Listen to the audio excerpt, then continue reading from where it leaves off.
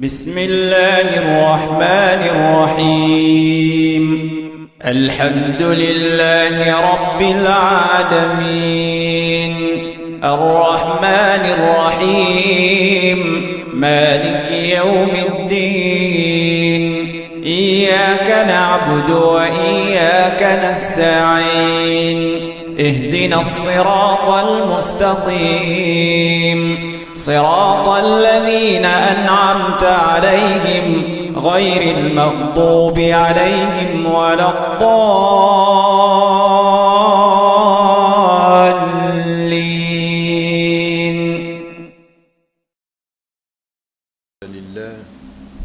إن الحمد لله نستعينه ونستغفره ونستهديه ونعوذ بالله من شرور أنفسنا ومن سيئات أعمالنا.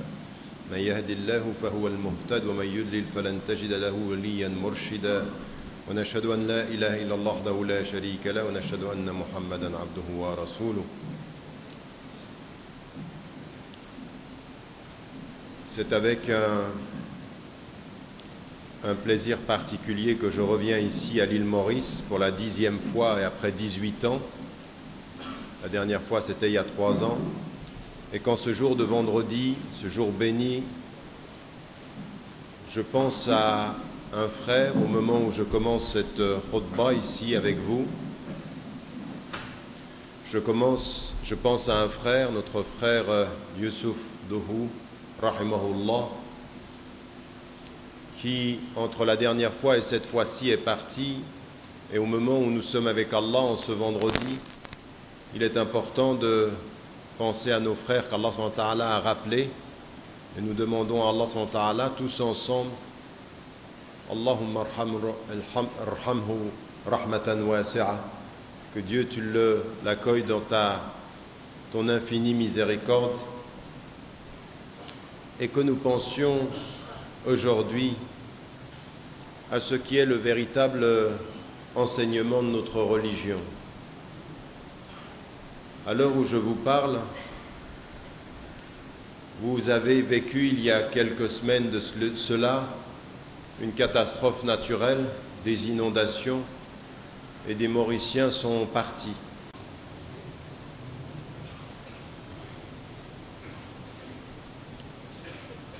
À l'heure où je vous parle,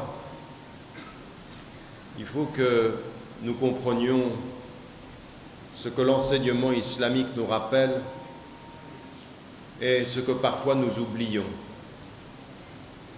Je viens ici à Maurice et vous êtes Mauricien musulman, alhamdulillah, et vous regardez autour de vous et il y a quelques jours, une catastrophe naturelle vous a touché et a emporté des femmes et des hommes.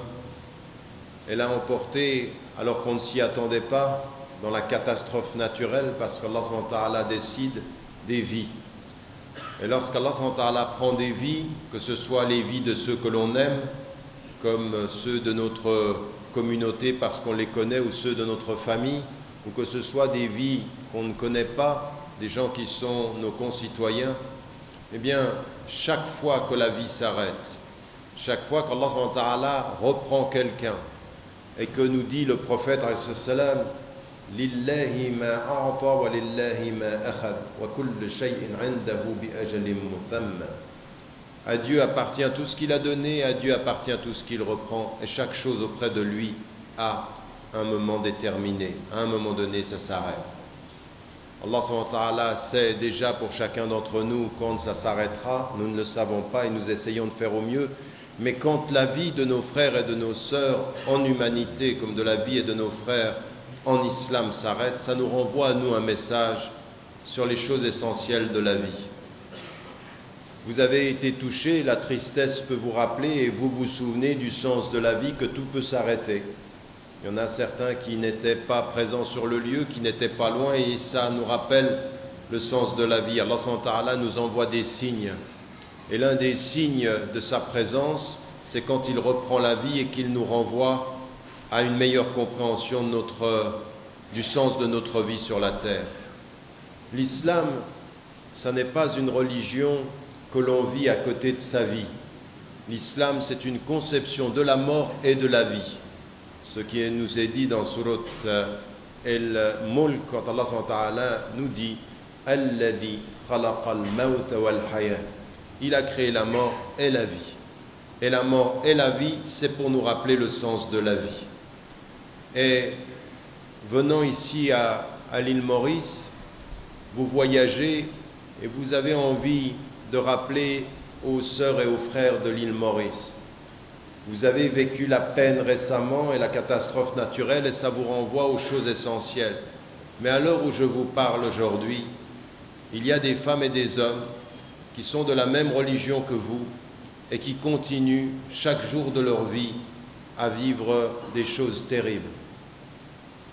Vous le savez, même si on n'en parle plus à la télévision ou pas assez, parce que malheureusement nous avons, nous, une solidarité qui est médiatique, mais à l'heure où je vous parle, vos frères et vos sœurs en Palestine, dans des territoires qui sont occupés et spoliés, eh bien continuent à vivre. Mais que vivent-ils?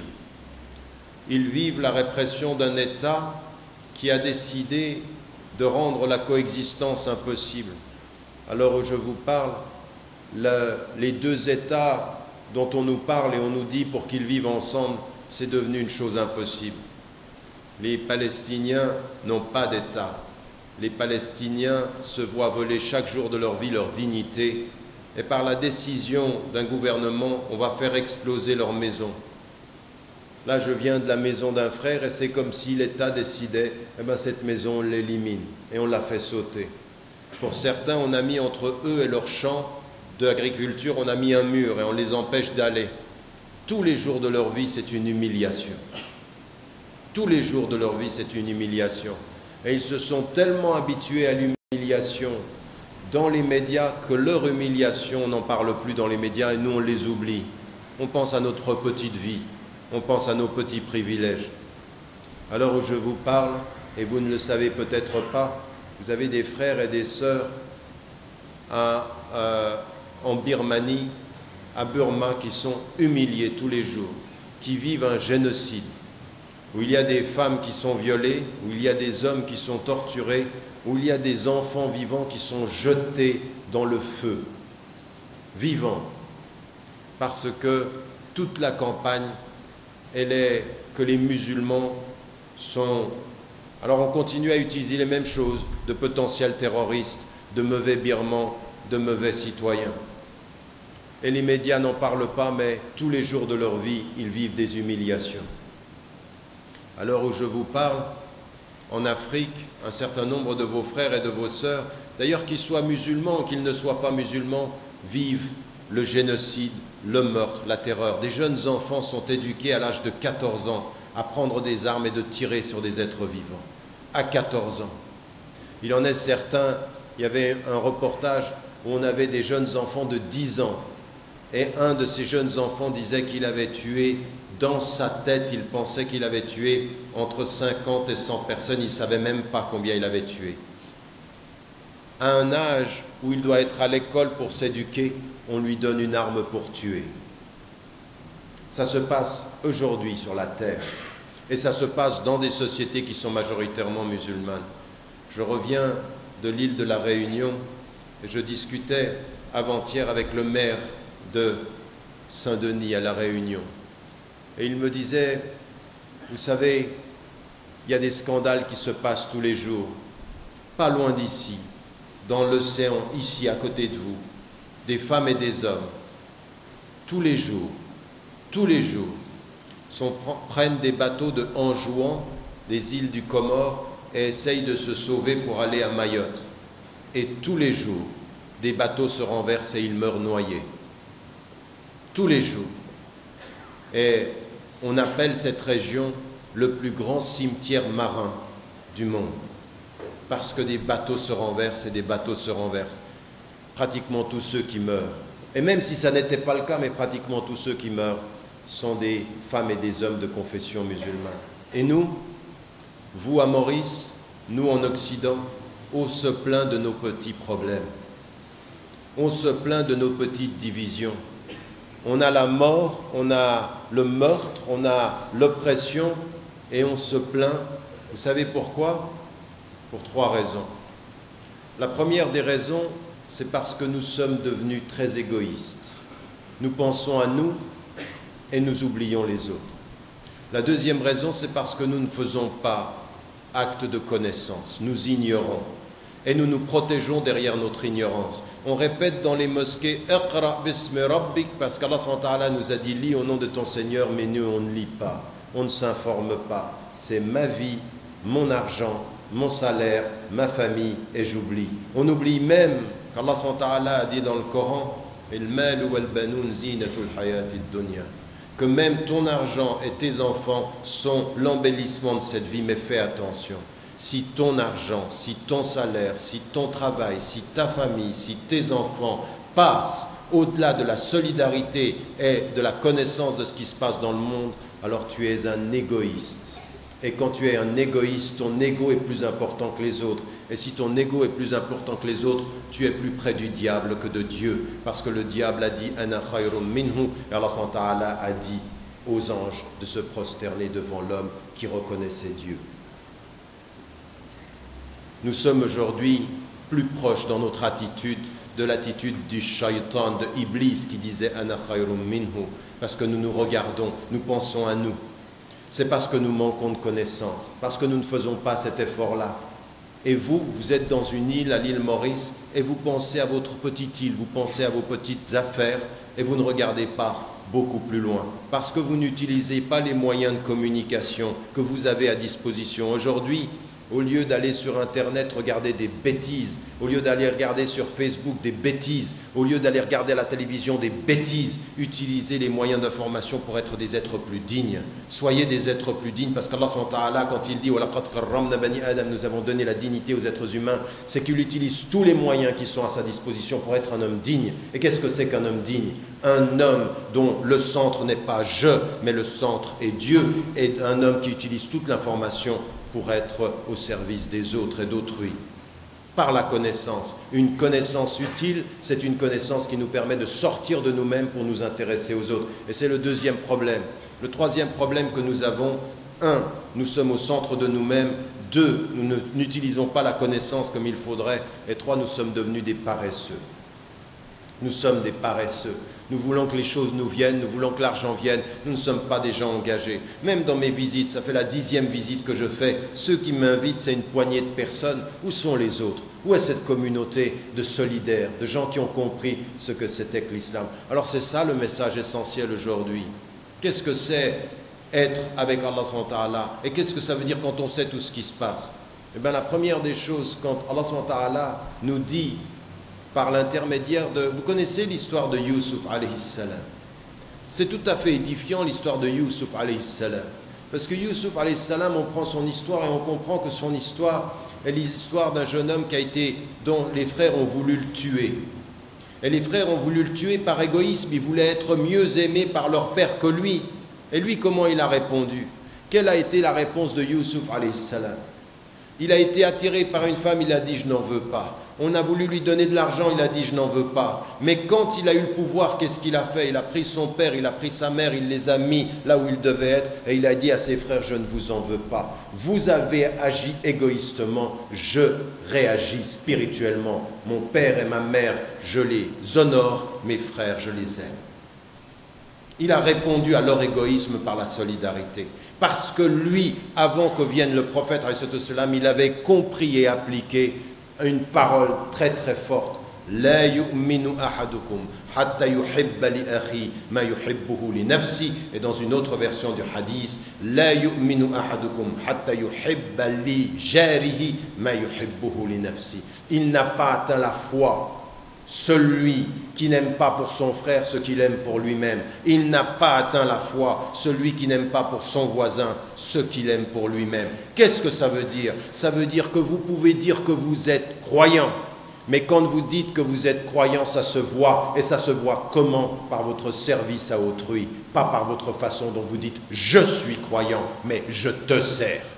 Je te sers, toi mon frère, en humanité, parce que le voisin, ce n'est pas simplement le musulman, le voisin c'est n'importe quel voisin. Musulman ou hindou, chrétien, athée, le musulman se distingue par sa solidarité, au point que le prophète a dit et a rappelé et a répété cette dimension dans le hadith qu'a rapporté Bayhaqi, où il dit « Le meilleur d'entre vous est le plus utile aux êtres humains ».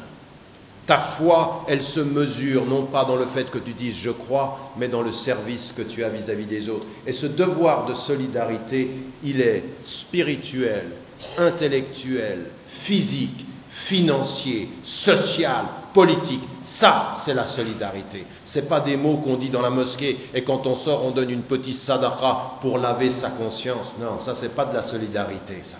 Ça, c'est juste laver sa conscience quand on est égoïste. La sadaqa que l'on donne en oubliant ce que l'on a donné, c'est juste un petit moment de rappel. Allah subhanahu wa ta'ala vous a dit, l'islam, c'est une voie et une conception de la mort et de la vie. C'est toute la vie qui doit être solidaire.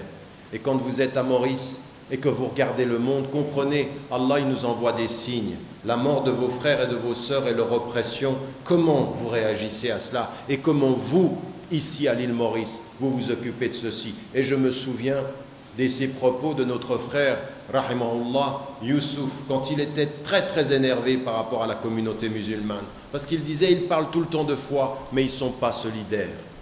Et ça me rappelle ce que disait le prophète, quand vous dites que vous avez la foi et que vous n'êtes pas solidaire, c'est qu'il manque quelque chose à votre foi.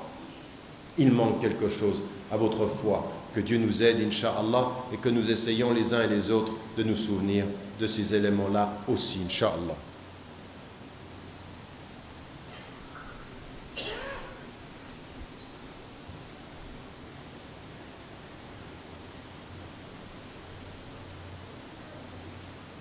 Bismillahirrahmanirrahim.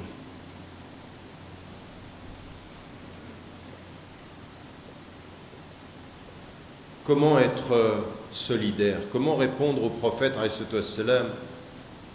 quand il nous dit que le meilleur d'entre nous est le plus utile? Il est en train de donner une qualité à notre foi. La première des solidarités, je vous l'ai dit, vous êtes ici des frères et des sœurs, si vous comprenez ce que je suis en train de dire, c'est que vous êtes capable d'entendre, de comprendre, de lire, peut-être pas des livres, mais vous pouvez lire des articles, vous pouvez vous renseigner. La première solidarité est une solidarité de la connaissance. Utiliser son savoir pour un savoir utile, c'est savoir ce qui se passe. Chaque fois que je viens à l'île Maurice, je ne viens pas simplement vous parler, j'écoute ce qui se dit, je comprends, j'enregistre ce qui se dit, j'acquiers de la connaissance. Je ne viens pas simplement vous donner, je viens prendre. Et ce que je prends ici, je pars à l'autre côté du monde et je parle de ce qui se passe à Maurice. Je transmets de la connaissance. C'est un travail de connaissance. Voyager, c'est acquérir de la connaissance. Il faut voyager. Et le hijra du prophète, c'est un acte de connaissance. Ce n'est pas simplement changer de lieu, c'est apprendre. Quel temps vous donnez à votre apprentissage? Et avec cet apprentissage, un devoir de solidarité. Quand vous apprenez ce qui se passe pour les Palestiniens, quand vous apprenez ce qui se passe pour les Africains, quand vous apprenez ce qui se passe dans l'océan Indien, qui est le vôtre ici, dans cet océan-là, nous, il y a quelques années, on voulait faire des rencontres avec des gens qui venaient aussi des Comores. Il y en a ici, des frères et des sœurs du Comore. Il y en a qui meurent tous les jours dans des bateaux par la pauvreté. Quel est votre acte de connaissance? Non, la vraie connaissance de ce qui se passe. Pas de vous plaindre de vos problèmes. Nous, les musulmans, on est divisés, ça ne va pas. Mais tais-toi, tais-toi. Donne de ton temps pour apprendre, donne de ton argent pour aider, donne de ton temps pour aider. Et tais-toi, arrête de nous parler tout le temps des mêmes problèmes. Et lui, il est de telle école, et lui, de tel madhab, et lui, il est wahhabi, et puis lui, il est soufi. Mais tais-toi. Tais-toi. Le prophète, s'il devait s'occuper de tous les petits problèmes dans sa communauté, il n'aurait rien fait. Il imposait aux gens, tais-toi sur les détails, bats-toi sur l'essentiel. Nous, on s'occupe du détail et on oublie l'essentiel. Et l'essentiel, c'est ce dont je vous parle, c'est cette solidarité-là, c'est comment est-ce que l'on est par la connaissance. Et la solidarité aussi, le fait du don, de ce qu'Allah subhanahu wa ta'ala. Regardez les premiers versets. كلا بل لا تكرمون اليتيم ولا تحاضون على طعام المسكين. C'est ça la distinction des musulmans. Non, non, vous dites que vous êtes croyants comme les Arabes. قالت الأعراب آمنا قل لم تؤمنوا. Lam tu'minu, c'est pas vrai. Les Arabes, ils ont dit, on a cru. Non, c'est pas vrai. Wa lamma yadkhulul imanu fi qulubikum. C'est pas vrai, vous ne croyez pas. Vous êtes qulu aslamna. Dites, nous sommes musulmans. Mais la foi, elle n'est pas là. En fait, vous pouvez être musulman dans votre pratique et pas croyant dans votre cœur. C'est ça que dit le verset de Surat al-Hujurat. Les Arabes ont dit, amanna. Non, c'est pas vrai. C'est-à-dire, vous êtes en train de prier, vous êtes en train de donner de l'argent, mais votre cœur, il est où? La foi, elle n'est pas rentrée dans votre cœur. Et nous, toutes nos disputes, elles montrent ça. On est des musulmans dans la forme. On n'a pas encore la foi de la lumière dans notre cœur. C'est ça que ça veut dire. Et c'est là où il faut qu'on change. Qu'on parle moins de ces divisions, qu'on soit beaucoup plus... Arrêtez avec tout ça. Regardez cette mosquée, vous allez regarder, toi t'es de quelle école, toi t'es de quelle école, croyez qu'on a le temps pour ça? Croyez que celui qui est dans le bateau qui va se renverser entre Anjouan et puis Mayotte, il a le temps de penser à quelle école il est? On se bat sur le bateau, sur les écoles? Quel est l'imbécile qui sur le bateau qui est en train de se noyer, est en train de se poser la question de quelle école tu es? Si quelqu'un lui dit de quelle école, tu vas pas te taire toi? Est-ce que tu vas pas te taire? Est-ce que c'est ça l'islam? L'islam, c'est de nous sauver ensemble. C'est un devoir de solidarité, par la connaissance. Et puis ensuite, par le don, par le fait de donner. Et vous devez choisir, toujours en cercle concentrique, donnez à vos parents, donnez à vos enfants, donnez à votre femme, donnez à votre mari, donnez. Le don, c'est ce qui fait toute la différence. La qualité du bon musulman se mesure à ce qu'il donne par sa présence. Il est une lumière là où il est, il donne de l'affection, il donne du temps, il donne de la reconnaissance. Et ça commence comme ça, dans la mosquée ou à la maison, ce que vous donnez à vos parents. Tout à l'heure, on a des journalistes qui viennent vers nous, ils nous disent les enfants ne respectent plus les parents. Mais c'est vrai, parce que les enfants ne savent plus ce que ça veut dire donner à son papa et donner à sa maman. Donner à son papa et donner à sa maman. C'est ça, c'est une solidarité. Donner à ceux que la société considère comme inutiles, vous les considérez comme utiles affectivement, spirituellement. Il y a des êtres spirituellement utiles, socialement inutiles. Socialement, ça ne nous intéresse pas, c'est spirituellement qui compte. Parce que socialement, ils n'apportent pas l'argent. Mais spirituellement, ils apportent le paradis. Regarde ton père et regarde ta mère. Tu peux te dire que peut-être qu'eux ne te donnent aucun revenu financier. Mais il n'y a que pour aller au paradis. Il n'y a que. Même dans leur erreur, même dans leur manque. Ça, c'est ce que nous a enseigné le prophète sallam. Que lui-même, qui était orphelin d'abord de père, puis ensuite de mère, jusqu'à la fin, il a rappelé ses parents. Jusqu'à la fin, il savait d'où il venait. Parce que si vous ne savez pas marcher avec vos parents, c'est que vous marchez sur une route qui n'a pas de sens. Ça, c'est de la solidarité réelle, c'est ça dont on parle. Et donc là, il faut agir aussi par rapport à nos pauvres, par rapport aux gens qui sont dans le besoin. C'est la foi, c'est de la solidarité. Allah subhanahu wa ta'ala, dès le début, il lie la foi à cette solidarité, au don, au fait de donner. Donc on donne par la connaissance, on donne avec le temps. Le temps que l'on a, on le donne. Il faut donner un peu de temps aux gens pour les écouter, pour ses parents. On donne aussi de l'argent quand on peut, raison pour laquelle on jeûne pendant le mois du Ramadan, c'est qu'on prend sur nous avec notre corps. Et le prophète, il était généreux, même s'il n'avait rien. La générosité, ce n'est pas de donner ce que l'on a. La générosité, c'est parfois donner ce que l'on est. Et là, on s'arrête, chacun d'entre nous, on est dans une mosquée, c'est vendredi, ou alhamdulillah. Qu'est-ce que tu es et qu'est-ce que tu as à donner? Pas dans ta poche, mais avec ton cœur. Qu'est-ce que tu donnes? Qu'est-ce que ton cœur donne? Qu'est-ce que tu es et qui donne? Parce qu'il y en a certains, ils donnent ce qu'ils ont parce qu'ils ne savent plus donner ce qu'ils sont. Parce que ce qu'ils sont, c'est devenu ce qu'ils ont. Donc c'est vide. Mais ils peuvent dire, comme les Arabes, à l'époque du prophète, Amanna. Et la réponse du Coran, Lam tu'minu. Contre votre corps prie, il faut éduquer votre cœur à prier avec votre corps. Et ça se voit comment? C'est comment vous êtes avec les gens à l'extérieur. Parce que votre foi n'est pas complète si vous n'êtes pas solidaire. Parce que votre foi n'est pas complète comment vous traitez votre voisin. Votre foi n'est pas complète comment vous traitez votre femme. Ou comment vous traitez votre mari. Si votre femme a quelque chose à dire, il faut prendre le temps de l'écouter. Si votre mari a quelque chose à dire, il faut prendre le temps de l'écouter. Si votre enfant a quelque chose à dire ou si vous avez... Il faut prendre du temps. Et c'est là aussi, être généreux avec son temps, c'est important. Et chacun d'entre nous, je suis le premier en vous parlant comme ceci, quand on demande à Allah subhanahu wa ta'ala de nous aider, on lui demande de nous aider à être meilleur dans ce sens-là, Inch'Allah. Demandez-lui ça. Demandez qu'il associe votre foi avec la générosité. Et chaque jour de votre vie, quand vous avez des problèmes, quand vous regardez l'île Maurice et que vous vous dites c'est difficile dans notre vie, pensez à vos frères et vos sœurs qui voient leur maison dynamitée, qui voient leurs enfants disparaître. Moi, je pense souvent à cette dame qui se réveille le matin, elle a toute sa famille, et à 1h de l'après-midi, elle a perdu 5 enfants et son mari. Et vous savez ce qu'elle dit? Elle pleure. Elle pleure parce que même le prophète, quand des gens qu'il aimait partaient, pleuraient. Elle pleure, mais elle dit comme lui. Allahu Akbar. Pas comme nous, on le dit quand on est dans des conférences. Allahu Akbar, takbir, Allahu Akbar. Ça c'est non, non, non. Avec toute la tristesse du cœur et toute la compréhension. J'ai perdu mon mari, j'ai perdu mes enfants. Mais Allahu Akbar. Allahu Akbar. Vous voyez la différence entre la façon dont nous disons Allahu Akbar comme un slogan et la façon dont elle dit Allahu Akbar comme le sens de sa vie. Allahu Akbar, ça veut dire quoi dans votre vie? Qu'il est le plus grand et que vous donnez, ou qu'il est le plus grand et que vous amassez? Qu'est-ce que veut dire Allahu Akbar dans votre vie?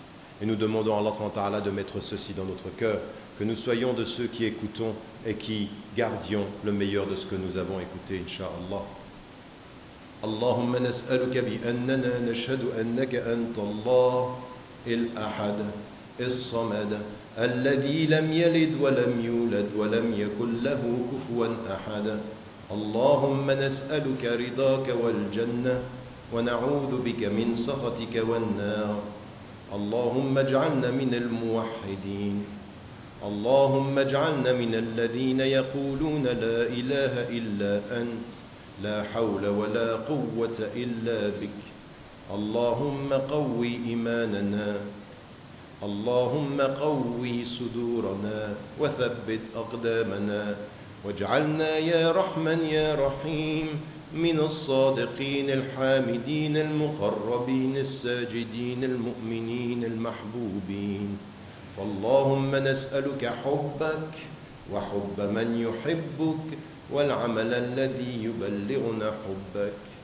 اللهم ارحم والدينا ووالدي والدينا ومن له فضل علينا في الدنيا والآخرة اللهم اغفر لجميع موتى المسلمين الذين شهدوا لك بالوحدانية ولنبيك بالرسالة وماتوا على ذلك اللهم أنت الرحمن أنت الرحيم أنت رب العالمين اللهم نسألك التقى والعفاف والغنى وحب المساكين اللهم نسألك حب المساكين اللهم قوي إيماننا واشرح لنا صدورنا وارحمنا وتب علينا وسامحنا اللهم سامحنا اللهم سامحنا